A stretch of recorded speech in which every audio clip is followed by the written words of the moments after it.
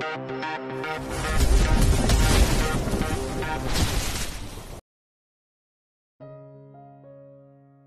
11.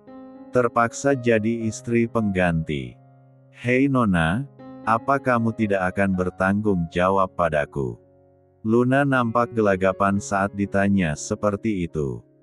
Dia melihat sepatu miliknya, yang dia lempar tadi sekarang tengah berada di tangan pria yang berdiri di hadapannya. Luna melihat pada mobil yang dia kejar tadi, mobil itu sudah tidak terlihat lagi. Kemudian Luna kembali menatap pria di hadapannya. Maaf. Aku pikir kamu tadi jambret jadi aku lempar kamu pakai sepatu. Bohong Luna, dia tidak mungkin mengatakan sebentar jika tadi dia sedang mengejar pria yang tidak dia kenal. Pria itu mengernyitkan keningnya, jambret. Memangnya kamu baru saja dijambret? Kenapa tidak berteriak minta tolong dan malah melempar sepatu? Luna nampak berpikir, dia harus mencari jawaban yang tepat. Aku sampai lupa untuk berteriak karena aku sangat panik tadi. Syukurlah aku tidak jadi kerampokan. Luna mengambil sepatu miliknya di tangan pria itu dengan cepat. Dia langsung memakainya kembali di kakinya. Maaf, aku harus segera pergi. Soalnya aku buru-buru sekali. Luna tidak ingin berlama-lama di sana, dia ingin segera pergi namun pergelangan tangannya ditahan oleh pria itu. Bahkan pria itu merebut tas Luna dengan paksa dan membukanya. Hei, apa yang kamu lakukan? Cepat kembalikan tasku. Aku akan ganti rugi, kamu tinggal katakan saja berapa yang harus aku bayar sebagai ganti rugi. Luna berusaha mengambil tasnya kembali, namun pria itu menjauhkan tasnya dari Luna dan mengambil sesuatu dari dalam tas Luna. Rupanya pria itu mengambil ponsel milik Luna dan segera memasukkan nomor kontaknya di sana. Aku tidak butuh uangmu, aku hanya butuh nomor ponselmu untuk berjaga-jaga. Jawab pria itu dengan santai. Lalu dia memberikan kembali tas dan ponsel Luna setelah berhasil mendapatkan nomor wanita itu. Memangnya untuk apa kamu meminta nomorku? Aku tidak ingin berurusan dengan pria seperti kamu. Luna merasa sangat kesal karena pria itu mengambil paksa nomor telepon miliknya. Kamu tidak ingat jika tadi sepatumu itu mengenai kepalaku? Bagaimana jika aku sampai mengalami amnesia? Setidaknya kamu harus bertanggung jawab untuk itu, Nona. Memangnya sejak kapan ada orang bisa amnesia, hanya karena ditimpuk dengan sepatu? Lagi pula aku kan sudah bilang kalau aku tidak sengaja. Luna nampak sangat kesal sekali. Nafasnya sampai tidak beraturan karena menahan marah. Luna menatap pria itu dengan tajam. Jangan coba-coba untuk menghubungi aku.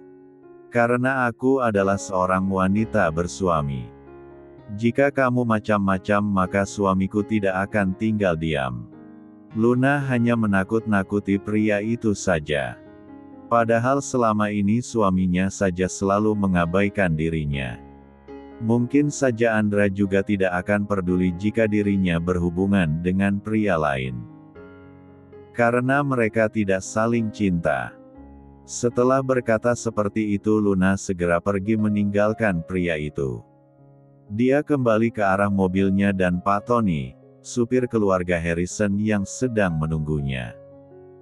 Sementara pria itu hanya tersenyum manis saat melihat kepergian Luna. Dia segera menaiki mobilnya dan pergi meninggalkan tempat itu. Non Luna tidak apa-apa? Tanya Pak Tony saat melihat raut wajah kesal di wajah Luna. Gak apa-apa, Pak. Kita pulang aja ya sekarang. Jawab Luna lalu segera menaiki mobilnya. Akhirnya Luna memutuskan untuk pulang ke rumah. Dia mengirimkan pesan pada Felicia jika dia akan menemui kakaknya itu besok saja. Walaupun dia masih sangat penasaran dengan foto-foto Elina dengan seorang pria. Apalagi tadi dia sempat melihat pria yang mirip dengan pria yang di dalam foto kemarin. Namun Luna merasakan perutnya sedikit sakit dan suasana hatinya juga sedang kesal gara-gara pria tadi meminta nomor teleponnya dengan paksa. Sehingga dia terpaksa menunda pertemuannya dengan Felicia. Sore ini Andra kembali kedatangan tamu. Itu adalah Marvel Ardiansyah, teman semasa kuliahnya dulu. "Sorry Andra, saat Elina meninggal aku sedang ada di luar negeri untuk urusan pekerjaan. Jadi aku tidak sempat menghadiri pemakaman Elina," ucap Marvel. Saat ini mereka sedang duduk di kursi sofa, di ruangan kerja Andra. "Tidak apa-apa. Aku hanya tidak menyangka jika Elina akan pergi secepat ini meninggalkanku. Sampai saat ini Andra memang belum bisa melupakan Elina. Bahkan dia belum memindahkan barang-barang milik Elina dari dalam kamarnya. Yang sabar ya Andra. Aku yakin suatu saat nanti kamu pasti akan bisa menemukan pengganti Elina." Marvel memang belum mengetahui jika Andra sudah menikah lagi. Tiba-tiba Marvel teringat dengan wanita yang tadi dia temui di depan taman. Wanita yang sudah melemparkan sepatu hingga mengenai kepalanya. "Ada apa? Aku lihat suasana hatimu sedang senang," tanya Andra saat melihat Marvel sedang senyum-senyum sendiri. "Tadi aku ketemu sama seorang gadis. Gadis ini benar-benar berbeda dengan wanita-wanita yang biasa aku temui. Dia sangat unik dan menggemaskan." Cerita Marvel mengingat pertemuannya dengan gadis tadi. "Siapa gadis itu? Kamu pasti sudah tahu namanya kan?" tanya Andra. Marvel menggelengkan kepalanya. "Tidak, aku tidak tahu namanya, tapi aku punya nomor teleponnya. Dia bilang dia sudah memiliki suami. Tapi aku tidak percaya, dia masih sangat muda.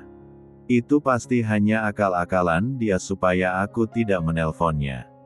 Karena tadi aku meminta nomor teleponnya dengan paksa," ucap Marvel sambil terkekeh. Andra tersenyum sambil menggeleng-gelengkan kepalanya. "Kamu masih tidak berubah. Selalu saja memaksakan keinginan kamu. Ayolah, Andra. Wanita mana sih yang tidak bisa aku luluhkan hatinya?" Marvel memang terkenal playboy saat di kampus dulu. Dia sering gonta-ganti pacar. Dalam sebulan dia bisa ganti 2-3 kali pacar. Marvel memang gampang bosan dengan wanita-wanita yang dia kencani. "Lihat umurmu sekarang, harusnya kamu sudah menikah dan tidak memilih-milih pasangan lagi. Kapan kamu akan serius hanya dengan satu wanita?" Marvel memang seumuran dengan Andra, 28 tahun. Hingga Andra ingin jika sahabatnya itu bisa mencintai satu wanita saja. Andra sangat tahu sekali jika Marvel tidak pernah benar-benar cinta dengan wanita-wanita yang dia kencani selama ini. Marvel hanya merasa kesepian saja hingga dia mengencani wanita-wanita itu secara bergantian. Maklum saja, kedua orang tua Marvel sudah bercerai sejak Marvel berusia 10 tahun. Hingga Marvel merasa sangat kesepian dan butuh kasih sayang dari seseorang. Mungkin Marvel belum mendapatkan wanita yang benar-benar dia cintai, hingga Marvel masih berkelana mencari cinta sejatinya. "Saat aku menemukan wanita yang bisa membuat hatiku ini bergetar, jantungku seakan berhenti, dan mataku seolah tidak mau lepas dari pandangan wajahnya." Marvel berkata seperti itu sambil membayangkan wajah Luna. Saat melihat Luna tadi, Marvel memang merasakan semua itu, hal yang belum pernah dia rasakan sebelumnya pada seorang wanita. "Pasti gadis yang kamu temui tadi yang kamu maksudkan," tebak Andra. Kok kamu bisa tahu Andra? Tanya Marvel merasa heran. Kita kenal sudah lama. Aku tidak pernah melihat kamu membicarakan seorang wanita dengan sorot mata seperti sekarang. Kamu sudah jatuh cinta pada pandangan pertama dengan wanita tadi bukan? Marvel menganggukkan kepalanya sembari tersenyum malu. Andra memang sahabat yang paling bisa mengerti dirinya. Dere-dere-DTTT. Dere-dere-DTTT. Ponsel Andra bergetar, rupanya ada pesan masuk dari mamanya. Andra segera mengambil ponselnya dari atas meja dan membaca pesan itu. Andra, hari ini mama sama papa berangkat ke Singapura. Papa kamu mendapatkan undangan dari Tuan Michael Johnson. Kamu baik-baik sama Luna ya di rumah. 3 pelayan di rumah kita, Lala, Lily dan Lulu juga sedang mengambil cuti mendadak. Dan jangan lupa untuk pulang lebih awal karena tadi Luna bilang jika dia sedang tidak enak badan. Tolong jaga Luna baik-baik ya, sayang. Andra mengernyitkan keningnya begitu membaca pesan dari mamanya itu. Papanya tidak memberi tahu apapun padanya jika Tuan Michael Johnson mengundang papanya ke Singapura. Pantas saja Andra tidak melihat papanya hari ini di kantor. Papanya memang biasanya berangkat ke kantor agak siangan. Andra jadi teringat dengan Luna, istrinya itu pasti sedang sendirian di rumah. Apalagi tadi mamanya bilang jika Luna sedang tidak enak badan. Andra mencoba untuk menelpon Luna, namun Luna tidak mengangkat telepon darinya. Bahkan Andra mencobanya sampai beberapa kali. Kemudian Andra segera bangun dari duduknya, dia menatap Marvel yang masih duduk di sofa. "Kenapa Andra?" tanya Marvel. "Sepertinya aku harus pulang ke rumah sekarang. Ada sedikit urusan di rumah." Marvel melihat jam di tangannya. Ini baru jam 5 sore. Memangnya ada hal penting apa yang bisa membuat seorang Ravandra Harrison ingin pulang lebih awal ke rumah? Kecuali Elina masih hidup, mungkin aku akan percaya jika kamu ingin pulang lebih awal. Kemudian Marvel ikut bangun dan merangkul pundak Andra. "Mending kita nongkrong dulu sebentar di cafe sama anak-anak. Ada Amanda juga Iho di sana," ajak Marvel. Amanda adalah mantan kekasih Andra semasa kuliah dulu. "Maaf, tapi urusanku ini jauh lebih penting dari apapun. Aku tetap harus pulang sekarang." Andra segera pergi meninggalkan ruangannya dengan diikuti Marvel di belakangnya. Dua pria itu turun ke lantai bawah bersama, sebelum akhirnya mereka pergi dengan menaiki mobil mereka masing-masing.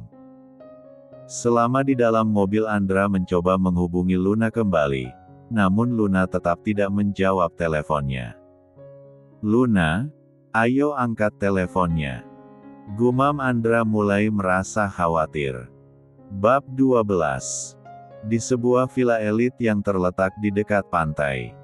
Nampak di salah satu kamar di villa itu, Tuan Antonio tengah duduk di atas ranjang. Dia tengah bersantai sambil membaca sebuah buku. Sementara istrinya, Nyonya Devina tengah sibuk menyisir rambutnya di depan meja rias. "Mama ngapain sih ngajakin papa ke sini? Kan kasihan Luna ditinggal sendirian di rumah?"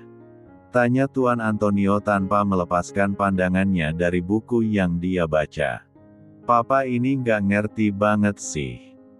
Ini sudah 4 bulan setelah Luna dan Andra menikah.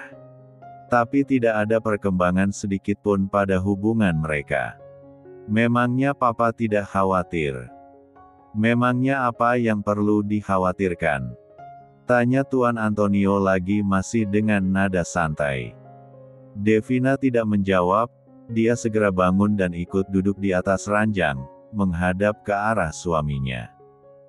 "Luna sedang datang bulan, Pak," ucap Devina membuat Tuan Antonio melepaskan pandangan dari buku yang dia baca. Sekarang pandangannya beralih pada istrinya yang sedang duduk di sampingnya. Memangnya kenapa kalau datang bulan? Namanya juga wanita, ya pasti datang bulan. Mama ini aneh-aneh aja.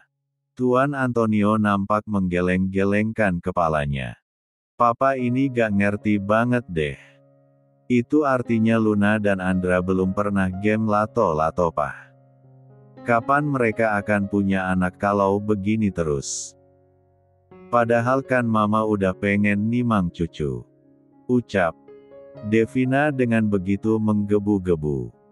Tuan Antonio tertawa mendengar ucapan istrinya. Sejak kapan game lato-lato jadi bisa punya anak, Ma? Mama ini ada-ada saja. Ih, Papa ini gak ngerti bahasa gaul. Makanya Papa jangan sibuk kerja, kerja dan kerja terus. Sudahlah, Mama mau tidur aja. Ngobrol sama Papa gak nyambung. Devina merebahkan tubuhnya miring di atas ranjang, memunggungi suaminya. Dia menarik selimut untuk menutupi sebagian tubuhnya. Tuan Antonio tidak protes, dia menaruh buku di tangannya di atas nakas dan memilih ikut merebahkan dirinya di samping istrinya. Dia juga sangat lelah setelah menempuh perjalanan jauh dari rumah ke villa tadi sore. Tuan Antonio memang menyetir mobilnya sendiri tadi. Hampir semua orang yang bekerja di rumahnya diberi cuti dadakan oleh istrinya, kecuali Mang Dadang yang berjaga untuk menjaga pintu gerbang. Dan tidak lupa Devina sudah menjanjikan akan membayar gaji Mang Dadang 3 kali lipat dari biasanya. Setelah memakan waktu cukup lama di perjalanan karena jalanan yang sangat padat petang ini, akhirnya Andra sampai rumah. Rumahnya nampak sepi seperti tidak berpenghuni. Dia langsung mencari keberadaan Luna sambil memanggil nama gadis itu. Luna, Luna. Andra mencari di setiap sudut ruangan di lantai bawah. Matanya menjelajahi kemana-mana sambil terus meneriakkan nama istrinya. Namun yang dipanggil tetap tidak menyahut. Pergi kemana dia? Gumam Andra sambil berkacak pinggang. Dia merasa sangat khawatir, lalu dia merogoh ponselnya dan mencoba menelpon Luna kembali. Suara nada dering ponsel Luna terdengar di lantai atas. Andra yang mendengarnya segera menyusul ke sana. Rupanya suara itu berasal dari dalam kamar mereka. Itu artinya Luna sedang berada di dalam kamar. Andra segera membuka pintu kamar dan melihat ponsel milik istrinya yang ditaruh di atas nakas, namun dia tidak melihat keberadaan si pemilik ponsel di sana. Luna. Andra kembali memanggil dan ingin mengecek ke dalam kamar mandi. Namun pintu kamar mandi dikunci dari dalam. Luna, apa kamu di dalam? Andra mengetuk pintu kamar mandi dengan keras. Dia khawatir terjadi sesuatu dengan Luna di dalam sana. Iya Kak, aku di dalam. Sahut Luna dari dalam kamar mandi. Andra menarik nafas lega, akhirnya dia bisa mendengar suara gadis itu lagi.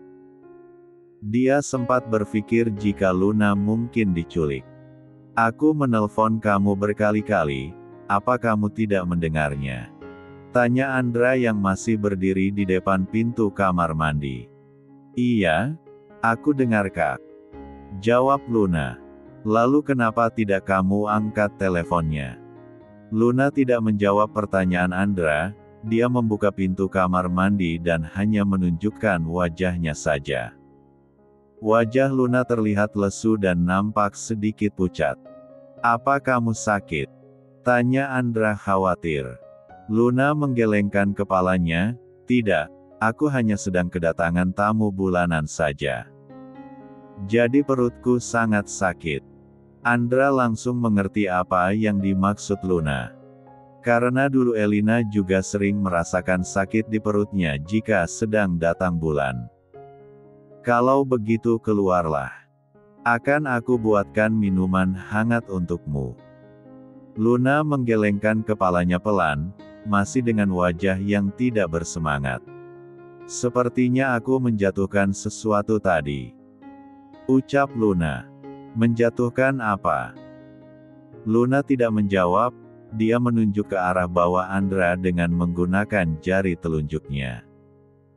Ternyata tadi Luna ingin mengganti Laurier ke kamar mandi, dan dia tidak sengaja menjatuhkan roti tisu itu di depan pintu kamar mandi.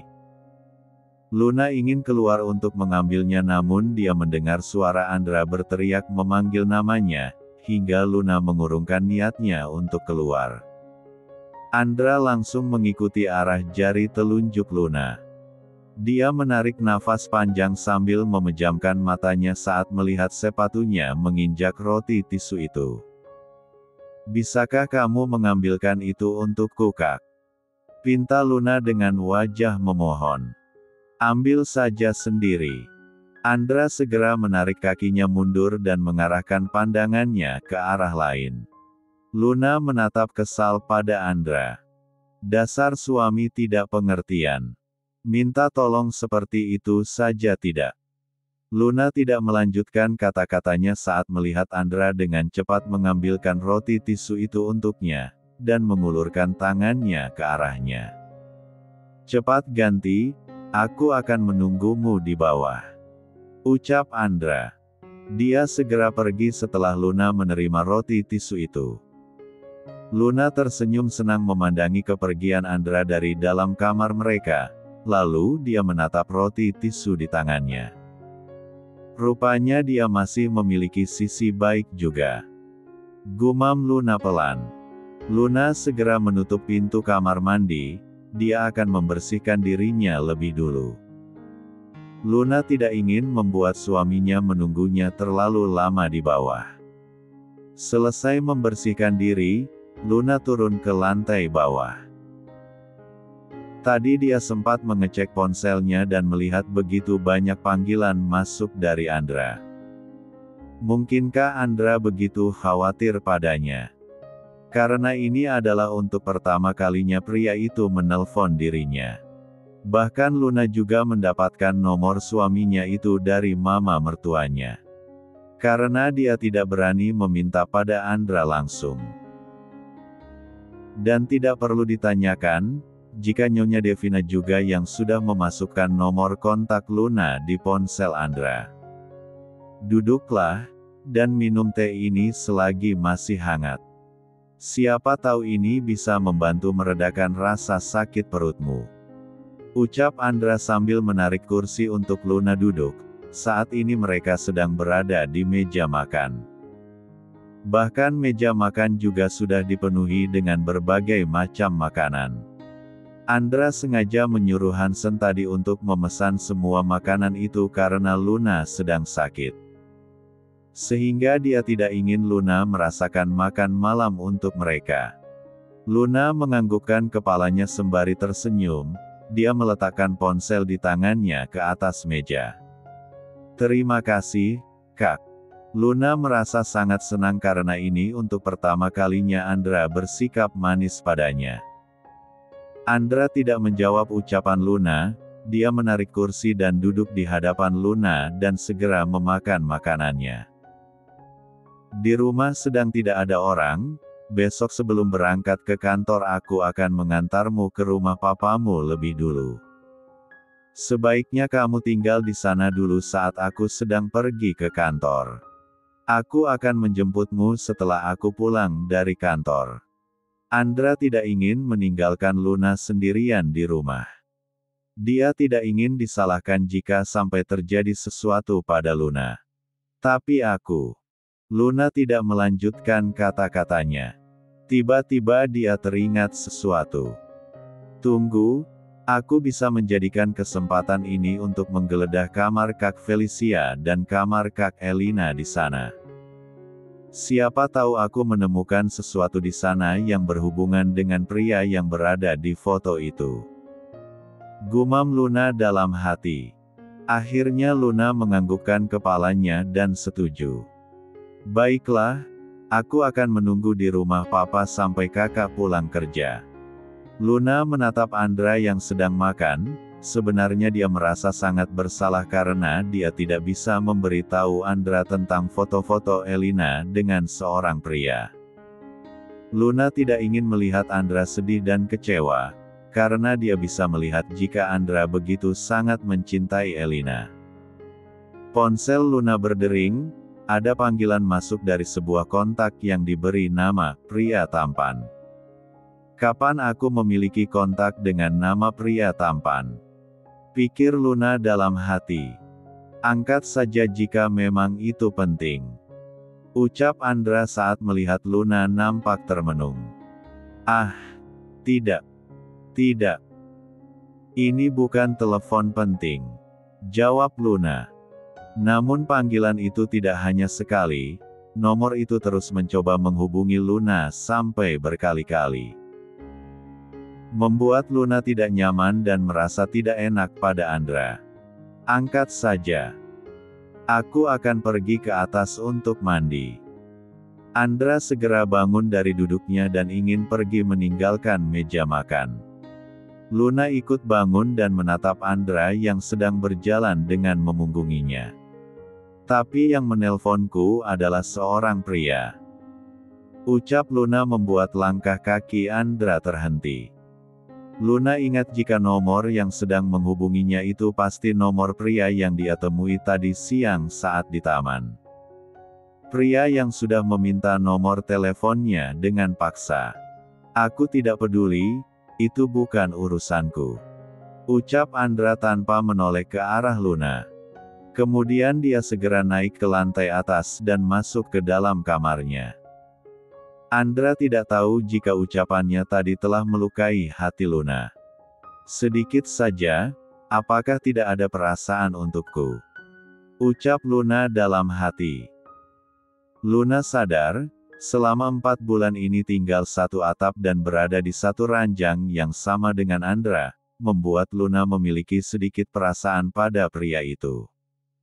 Walaupun pernikahan mereka terjadi tanpa ada rasa cinta. Namun saat ini cinta itu sedang mulai tumbuh di hati Luna.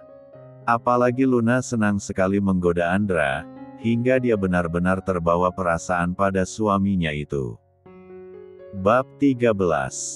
Pagi ini Andra ingin mengantarkan Luna lebih dulu ke rumah papanya. Gadis itu sedang tidak enak badan hingga Andra merasa khawatir jika meninggalkannya sendirian di rumah. Kenapa? Apa kamu masih merasa tidak enak badan? Tanya Andra saat mereka sudah masuk ke dalam mobil. Namun tidak dijawab oleh Luna, gadis itu malah melemparkan pandangannya keluar jendela mobil. Andra menarik nafas panjang, sejak semalam Luna memang jadi pendiam, tidak seperti biasanya gadis itu selalu cerewet.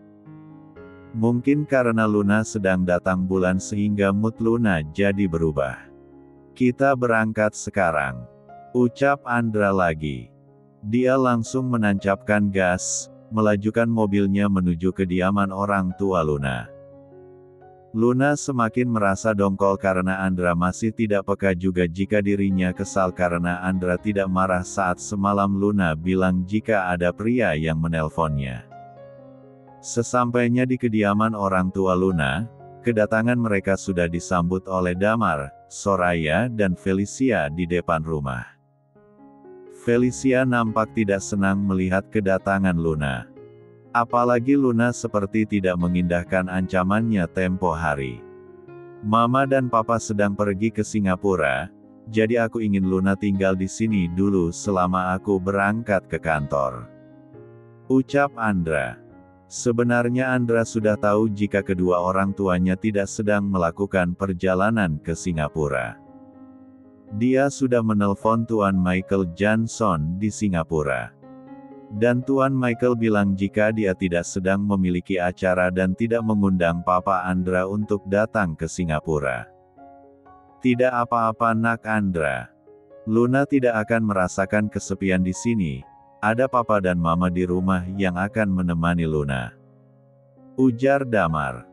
Sudah sejak 1 bulan lalu Andra dan papanya memang sudah sepakat supaya Damar tidak perlu bekerja lagi di perusahaan. Namun Andra tetap memberikan gaji bulanan untuk papa mertuanya itu. Semua itu dia lakukan tanpa sepengetahuan Luna. Walaupun Andra selalu bersikap dingin di hadapan Luna, diam-diam dia juga sering memperhatikan Luna. Sehingga dia tahu saat malam itu Luna menelpon papanya yang sedang sakit. Luna merasa sangat sedih dan tidak ingin papanya bekerja lagi supaya tidak kecapean dan gampang sakit. Kalau begitu Andra langsung pamit ke kantor, nanti sore Andra akan jemput Luna lagi ke sini. Andra berpamitan, dia melihat ke arah Luna yang berdiri di sampingnya. Aku pergi ke kantor dulu, ucap Andra pada Luna, namun tidak dijawab oleh Luna. Kak, aku boleh nebeng sekalian gak? Kebetulan kita satu tujuan ini, tanganku sedang sakit, tadi tidak sengaja terkilir jadi aku tidak bisa menyetir mobil sendiri. Felicia memegangi tangan kanannya, seolah-olah tangannya memang benar sedang sakit. Soraya yang mendengar permintaan putrinya langsung menganggukkan kepalanya, iya nak Andra. Felicia ikut sekalian ya, tadi pagi dia tidak sengaja jatuh di kamar mandi jadi tangannya sedikit sakit. Mama tidak tega kalau Felicia harus bawa mobil sendiri. Takut kenapa-kenapa. Memangnya kapan Felicia jatuh ma? Tanya Damar namun Soraya langsung menyikut lengan suaminya itu. Tadi papa lagi mandi, jadi papa gak tahu. Bohong Soraya, dia hanya ingin mengimbangi akting putrinya saja supaya Felicia bisa lebih dekat dengan Andra. Ya sudah, ayo Felicia naiklah ke dalam mobil. Ajak Andra pada Felicia yang langsung disambut senyuman hangat oleh gadis itu. Andra ingin kembali ke mobilnya, namun Luna langsung menahan lengannya. Luna menyadari jika Felicia sepertinya memendam perasaan terhadap suaminya itu. Membuat Luna tidak rela jika suaminya harus berduaan dengan kakak tirinya itu di dalam mobil. Luna menyadari jika dia sudah mulai ada perasaan pada Andra. Hati-hati di jalan kak, aku akan menunggumu di sini, ucap Luna. Kemudian Luna berjinjit dan mencium pipi Andra dengan cepat. Andra nampak terpaku, dia menjadi sulit untuk menelan salivanya. Detak jantungnya tiba-tiba berdetak lebih cepat dari sebelumnya. Dia melihat wajah Luna yang merah merona. Mungkin gadis itu merasa malu karena tiba-tiba menciumnya. Andra menganggukkan kepalanya, kamu juga baik-baik di rumah. Jika ada sesuatu langsung telepon aku. Luna tidak berani menatap Andra, dia hanya mengangguk pelan. Tadi dia tidak berniat untuk mencium Andra, dia hanya ingin terlihat seperti suami istri yang harmonis di depan papanya saja. Namun Luna seperti mendapatkan dorongan hingga dia berani mencium suaminya itu duluan. Apa yang sudah aku lakukan? Bisa-bisanya aku. Gumam Luna dalam hati. Rasanya dia ingin pingsan saja karena malu. Damar tersenyum melihat keromantisan Luna dan Andra. Dia senang jika melihat putri bungsunya itu bahagia. Hal yang tidak pernah dia berikan pada Luna sejak kecil, yaitu memberikan kebahagiaan untuk Luna. Sementara Felicia dan Soraya nampak tidak senang. Terlebih lagi Felicia, dia merasa sangat cemburu. Dulu Elina yang menjadi saingannya, sekarang Luna.